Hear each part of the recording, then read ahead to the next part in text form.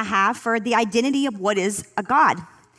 A god or an idol is one that which someone ultimately worships, serves, and lives for, from where one puts their greatest focus and one takes their greatest joy. What leads us, moves us, and drives us. It is our ultimate reality and the purpose for one's life. That's what a God is in our life. It's actually what drives us and it leads us. And like I said earlier, God is actually the one who created worship. He created worship. He created us to worship. But the interesting thing about God is that God is only love. So it's easy to look at that and go, oh man, God created worship. He must be really have a large ego. He created all of us to worship him. No, God can only do things out of love. So worship was something that would be necessary for us to move and breathe and exist, because worship would be where we're putting our purpose and our affirmations, and everything in our life would be given to this purpose of worshiping the thing. And it's interesting because, like I said, God loves.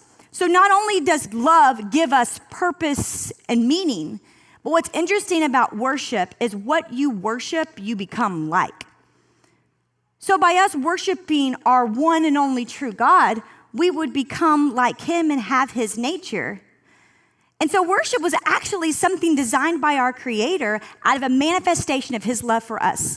Worship would give us purpose, and worship would give us protection to become like our Father. So my personal opinion on this is worship is actually the only thing that actually fulfills our human desire. Worship of the Lord. So when we are underneath the Lord and we are worshiping the Lord with our everything, that's where true fulfillment comes from, because that's when we are the closest in with our Creator and the order in our life is correct. But I think what becomes confusing in our society today is those words like worship and those words like surrender, and we try to avoid those things. In fact, I almost called this message surrendered to none, and I was going to cross out the N and make it a capital O, surrendered to one. Because we live in a society that says we don't surrender to anybody, but actually, sometimes we're surrendered to everything but the one. And so today's message is going to be called Surrendered to the One. And what worship really is, worship is surrender. Even when we talk about the expressions of worship, I mean, this posture in itself says, I surrender, right? We're saying, I have nothing to give. I'm laying it all. I have nothing. I'm showing nothing, right? Everything's out of my hands. I'm lifting you up, Lord. Even our posture in an expression of worship shows surrender, because worship is surrender. And it's an honor, really, to be able to worship. In fact, when Moses went and met with the Lord, when he had the children of Israel, he'd taken them out of Egypt, he went and he met with the Lord, and the Lord gave him the 10 commandments. What was the first commandment that would protect his people? Thou shalt not have any other gods before me. That's the first thing that the God's instructions to his people were. Don't let anything replace me in your life for worship. Because worship's how I love you, it's how I protect you, and how I provide for you. Thou shalt not have any other gods before me. And then the second thing that followed that is he said, you must not make for yourself an idol or any kind of image, anything in the heavens, on the earth, or of the sea. So here's the number 2, top 2. There's this list of 10, top 2. Don't have any other gods before me, and don't make idols to resemble those gods.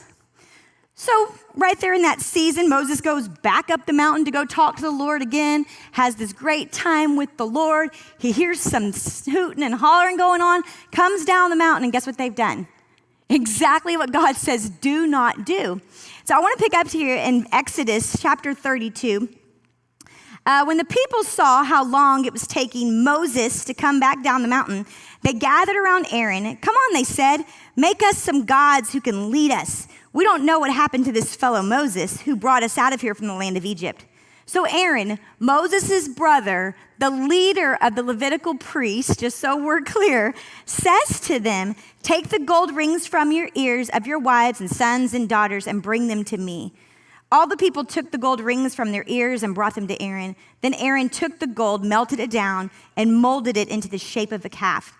When the people saw it, they exclaimed, O Israel, These are the gods who brought you out of the land of Egypt.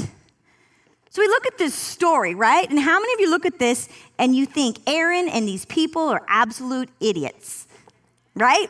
You look at you, oh my gosh, Aaron, you are the Levitical priest, like of the priest. Like, how could you do this? And when I read this, I go, I don't think it was that obvious. Obviously, what they were doing, they felt like was right in the Lord's eyes. What they were doing, they had justified. And we look at the story and we go, oh my gosh, it's so obvious. But what were they doing? Well, they were fulfilling that need that all of us have to place something on the throne to give our worship to, our devotion to. And they said it out of their own mouths. We don't know what happened to this Moses guy. Well, the truth is they shouldn't have been so worried about the Moses guy. They should have been worried about the God of Moses. So they lost sight of the person that they had elevated to God's status. They were worshiping Moses. So when something happened to Moses, they said, we don't know what happened to this guy, but we need this in order to move forward. We need this fulfillment in our life. We've got to worship something. They wanted a purpose. They wanted to gather around hope. And if you really think about the things that go on in our life at times, the things that we have a tendency to look to and lead into, it's things that